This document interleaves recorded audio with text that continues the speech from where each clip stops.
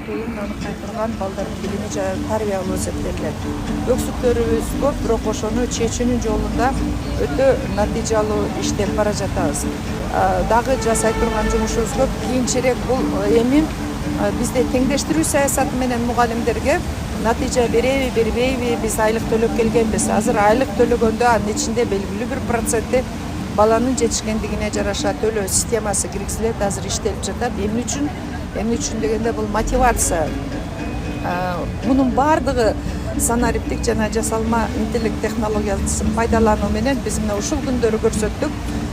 Мугалимдер, завраөнөлөр өздөрү таң калып атат, биз сырттан гана байкайбыз. Баягы жасалма сабактар комиссия үчүн жана башкалар үчүн жасалбайт. Бул бала үчүн багытталган натыйжалуу саясат болуп эсептелинет. Ошондуктан мен учурдан пайдаланып, ар бир ата-энелерге кайрылып кетет элем. Биз түндүк аркылуу биринчи жолу балдарды мектепке ортомчусуз, акчасыз, бюрократиясыз мектептерге кабыл алдык. Бирок сиздерден өтүнүч, айрыкча ири шаарларда биз ар бир бала мектепте кабыл алынат. Саны көп болсо да кабыл алынат, бирок сиздерден да жардам сурап, биринчи класстын балдарына жок дегенде жумасына 2 жолу келип мугалимдерге жардам берүүнү өтүнөбүз.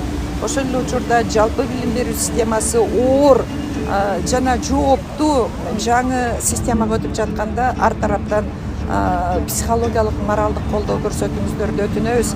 Анткени бул жыйынтык биз жасап жаткан президент башында турган ушул балдардын билим сапатын жогорулатууга болгон реформа 2 жылда билинбейт. Бул көптөгөн жылдарда мисалы үчүн эмгек рыногуна алган билими менен инсандык өндүмдөр калыптангандыгын жок дегенде 15 жылдан кийин билебиз.